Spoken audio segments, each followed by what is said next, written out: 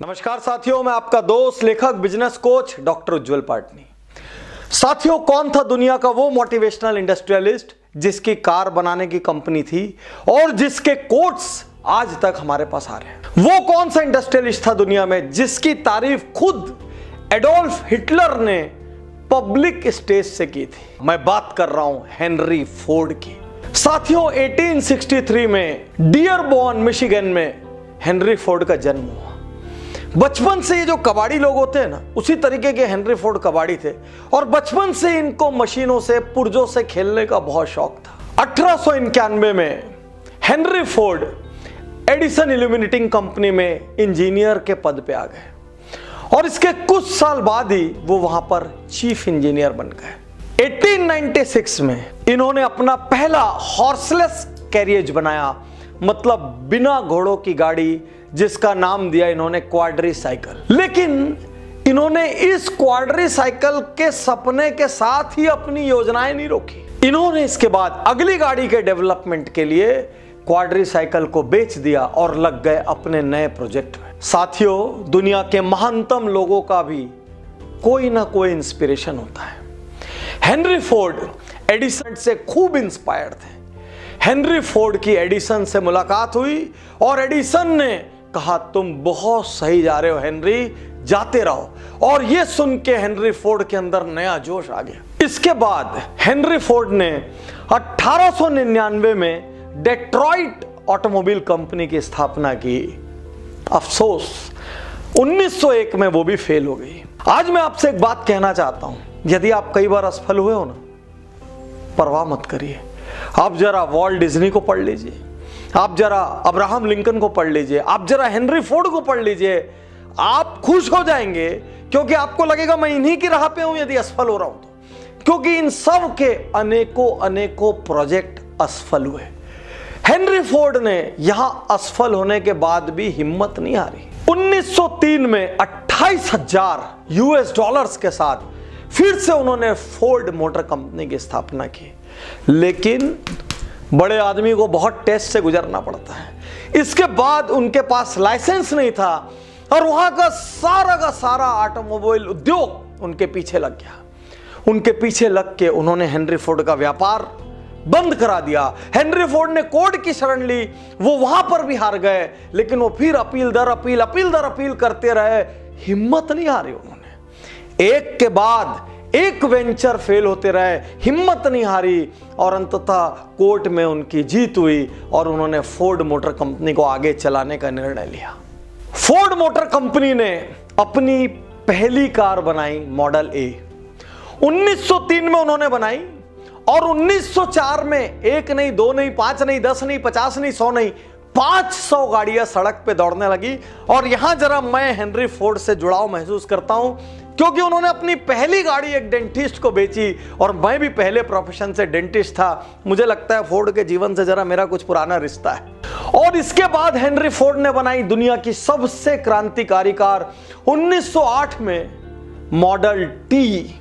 और model T ने क्रांति ला दी कारों की दुनिया का तहलका और उस समय बनी वो दुनिया की सबसे ज्यादा बिकने वाली कार। यहां मैं आपको एक ऐसी बात बताना चाहता हूं जिससे आप हिल जाएंगे। उस कार की शुरुआत हुई $950 से। 1908 में $950 और 1927 में प्राइस कम करते वो लेके आ गए $290। सोचिए कहां से कहां प्राइस ले आए, क्योंकि उनका मानना था कार आम आदमी तक पहुंचनी चाहिए। ये केवल रईसों और अमीरों के अस्तबल की दिखावे की वस्तु नहीं होनी चाहिए, दुनिया का हर आदमी कार एंजॉय कर सके।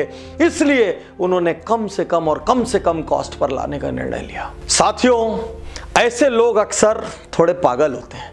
मुझे कभी कभी लगता है सफल होने के लिए ना थोड़ा सा जुनून और पागलपन होना जरूरी है। अमेज़न के बीच में इन्होंने एक पूरा शहर बसा दिया, अपने नाम पे पूरा शहर बसा दिया। फोर्डलैंड इसलिए बसा दिया ताकि वहां से रबर की सप्लाई हो सके।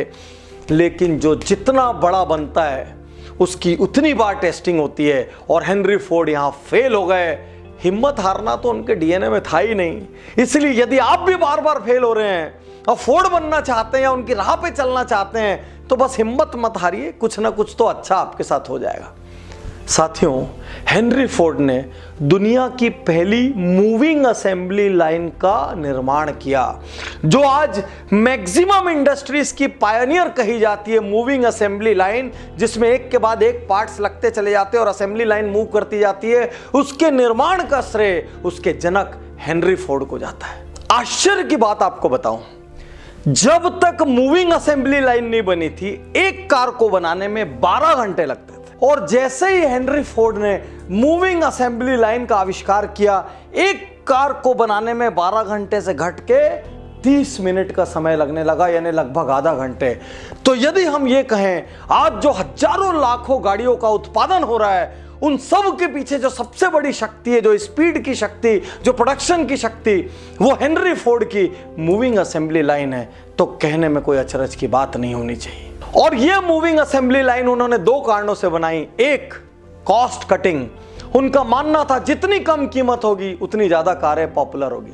सेकंड, ज्यादा से ज्यादा कारें प्रोड्यूस हो सके। उनका यह भी मानना था जितनी ज्यादा कारें प्रोड्यूस होगी उतनी कीमतें कम होगी और उतने ज्यादा लोगों तक पहुंचेगी। और हेनरी फोर्ड की मॉडल टी ने क्रांति ला दी, तहलका मचा दिया।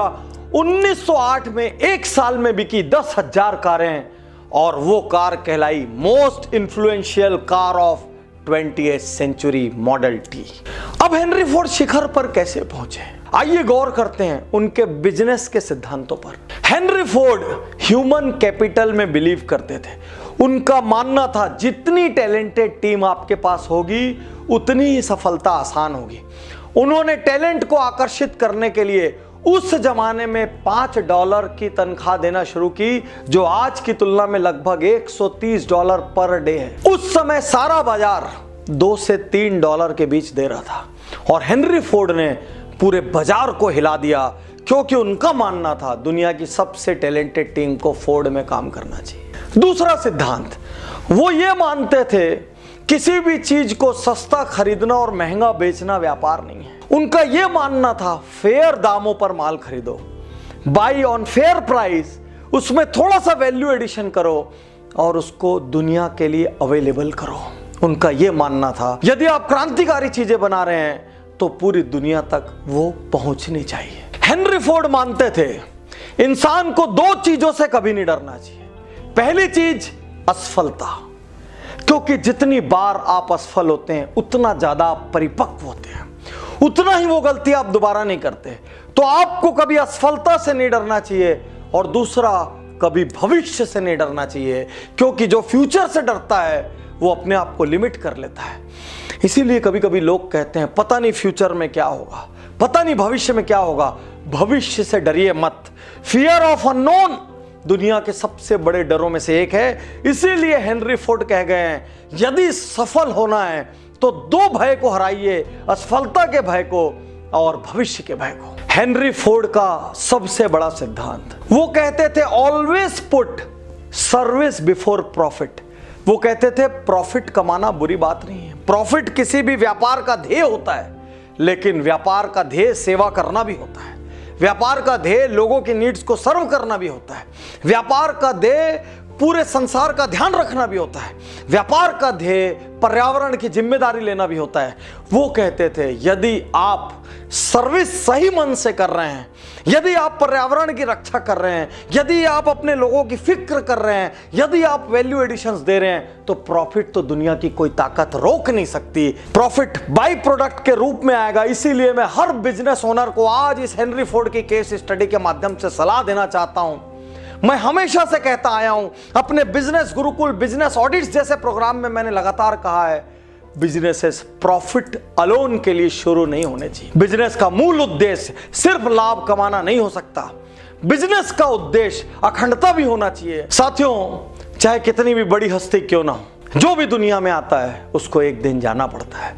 लेकिन ऐसे क्रांतिकारी लोग अपने कामों से लोगों के दिलों पे ऐसी छाप छोड़ के जाते हैं कि वो इतिहास में अमर हो जाते हैं। शरीर चला जाता है, आत्मा जिंदा रहती है।